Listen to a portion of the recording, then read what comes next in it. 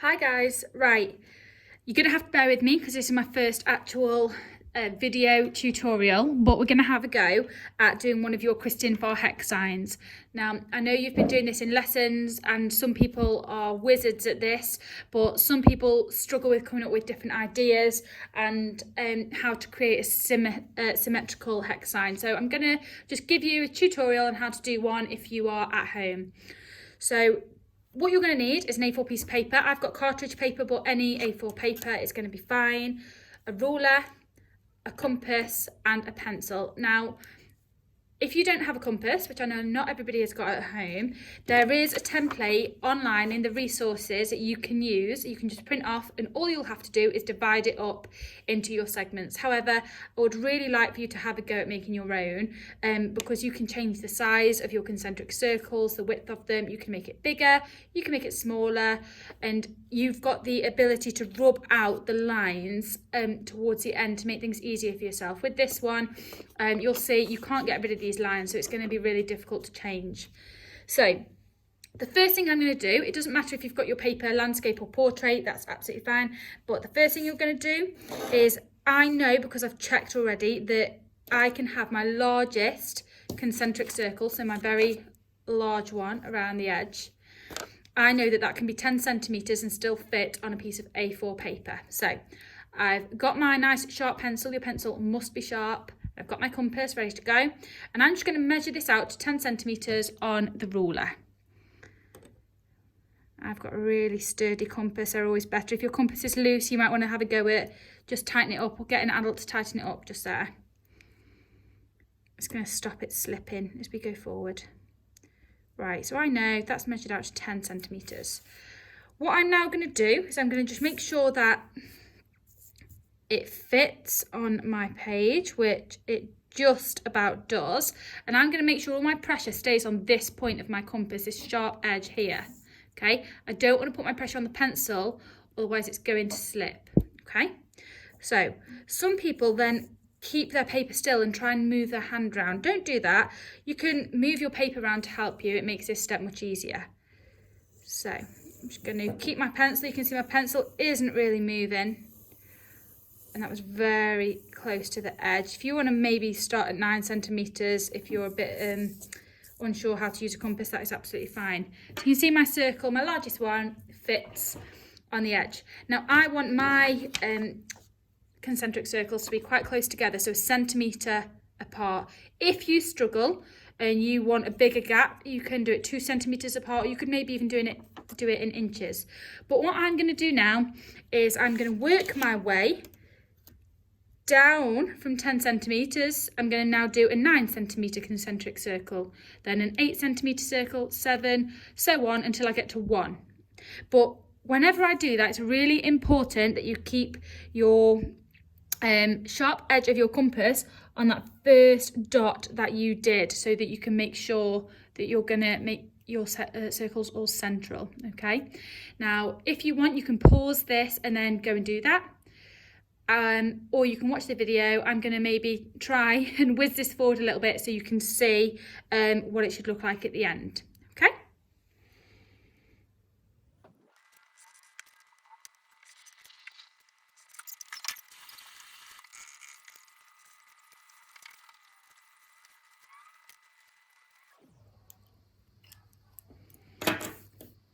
Right, okay guys, so now I've got my 10 concentric circles, starting from the outside and working my way in. I always find it easier to start from the outside and work my way in because I know I can keep everything central then. As you work your way out, sometimes it can get a little bit trickier. Now, you can see my measuring here I've got a couple that aren't quite a centimetre, but that's okay, and you won't be able to tell that when we finish the hex sign. But I know I've got 10 very neat concentric circles that are similar in size. So the next step is going to be to divide your circle up, or your concentric circles up even. Now I'm going to divide mine into 16. I'm going to show you how to do that. So you've got to make sure that your line always crosses through that centre point. That is really, really important. We want to keep this middle really, really tidy. So the first thing I'm going to do is I'm going to draw my vertical line halfway, really pale. I like to make sure that my lines are really pale for this step. Got my vertical line, and I'm also going to do my horizontal line. So these are just my really easy starting lines, and what I like to do is just make sure that my ruler is parallel with the edge of the paper. So I can see if my ruler is like this, I know it's going to be wonky, but if I can make sure it's nice and straight with the edge of the paper, I'm going to be pretty correct really with my lines. So next line.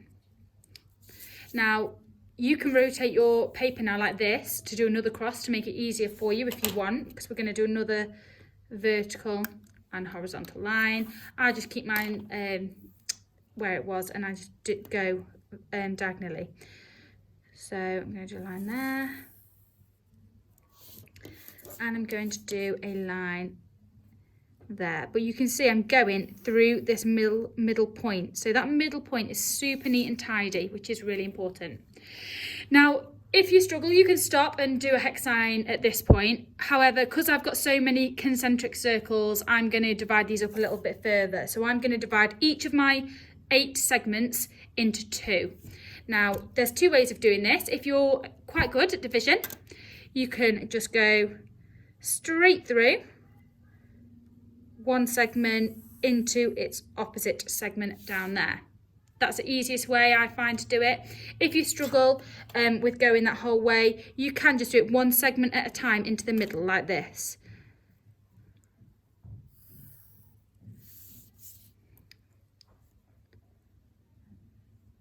So whichever way suits you. So if you want to get that done now, and when we've got our 16 segments, then we'll move forward.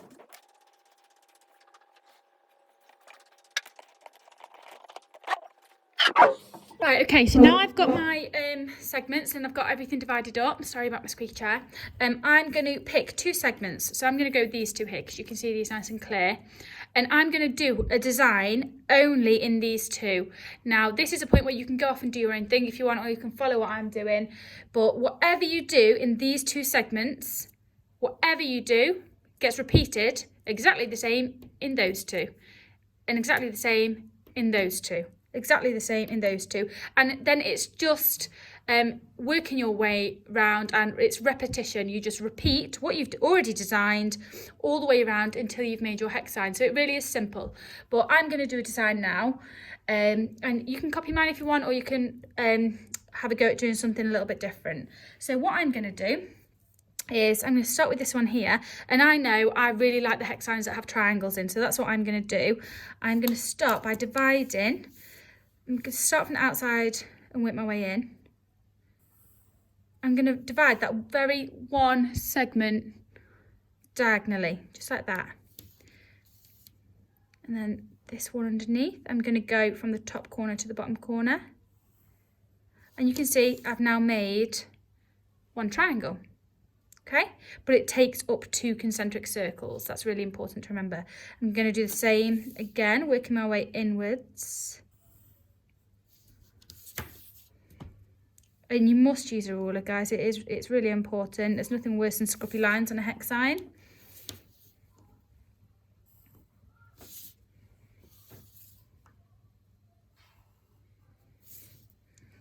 I'm deciding on whether I want to do my last one.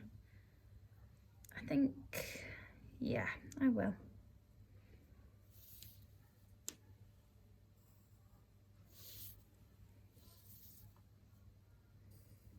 Okay, so I've pressed on quite dark there. You can press on lighter than that if you want.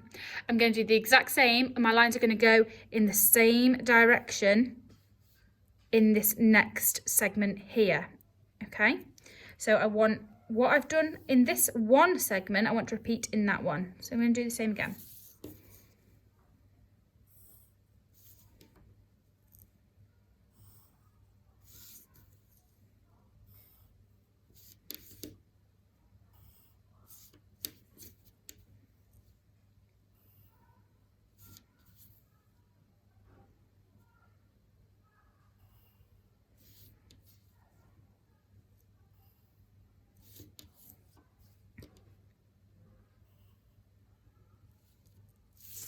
Okay, so what I'm going to do, if I can figure out how to make my video go quick, I'm going to do this whole way round, and that's what I want you to go and do now if you are following my guide for a hex sign.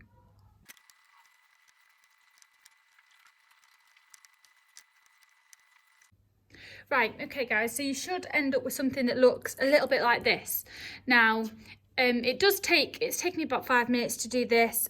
Obviously, I'd rather you go slow and do it correctly and do it neatly than rush and have a load of messy lines. But you can see that each of my zigzag lines, none of them ever touch each other, and that's really important. We don't want them going in and out like this. We want them going next to each other, okay, that you can see on here.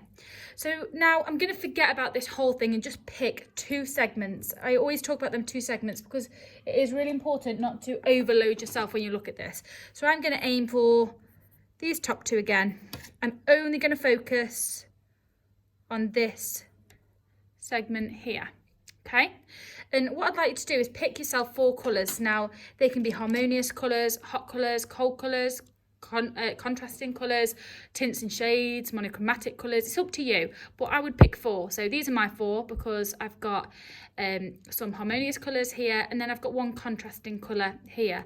And I also like to keep with me for these a black as well, because all of my favourite hex signs do tend to have a row of black or a monochromatic row in there somewhere. So I'm going to keep a black just to the side in case I want it. Now, all you're going to do, and you don't have to copy my colours, this is completely up to you, this is your work, but you are just going to colour in this segment here. But I'm going to imagine that now my concentric circle lines, which are the ones that we did with the compass, the curved lines, I'm going to imagine that they don't really exist now because I want to focus on my triangles, which is this shape here. So I'm just going to go ahead and colour this in, and then whatever you do, you are just going to repeat that exact same colours from this segment in that segment. Just like before when you did your design, you're just going to repeat it round. So if you just want to go ahead and colour this in like I'm going to do, and then I will show you what it should look like at the end.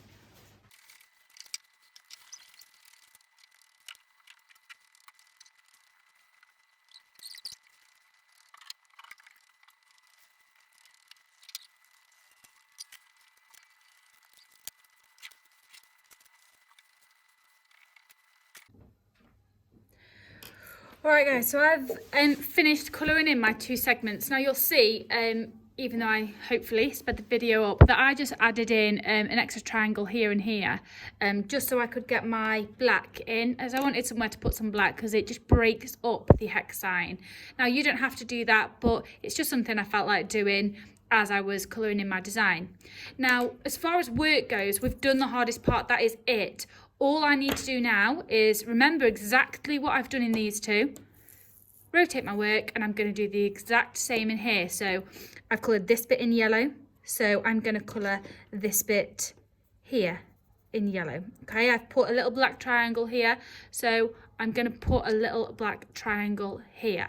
So I am just going to replicate this into them, into them, into them until this is full. Now I'm going to go off screen and do that, otherwise I'll be here for a very long time, and then I will come back and show you what it should look like. Obviously yours might look different because you've got different colours, okay?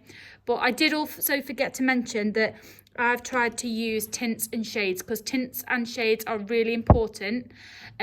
So I've got my dark purple here, my light purple here, and that just makes it a little bit more varied, a little bit more interesting to look at when the final thing is done. If every colour was the same shade, it would be quite boring, if I'm honest. So just think about that as you're using your colours. That way as well, you can use less colours because I've got 2 colours out of 1 pencil, which ultimately means less sharpening of more pencils, which is fab. So off you go. Take your time with it. If you need to have a break, because this would normally take about an hour. So don't go spending any more than an hour on it in one go, okay? And I will show you what the end result looks like. Alright guys, so I've just finished colouring mine in.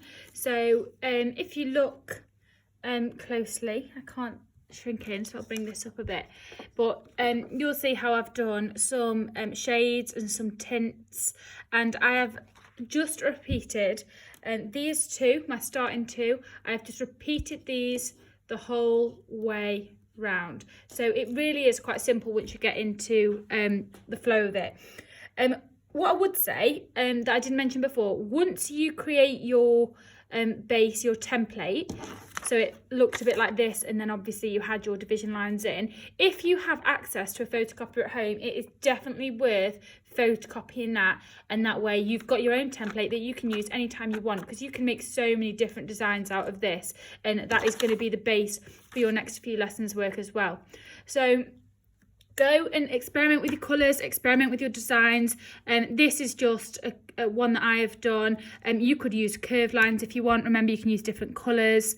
I'd rather you have a go at this in pencil crayon, because it does give you the opportunity to vary your tints and shades, like I have done with my purples here. With pens, you're really limited on using any shades really. So off you go, have a go, and bring in your pieces to show me at school. Okay, I hope the video was okay, and I will see you in school.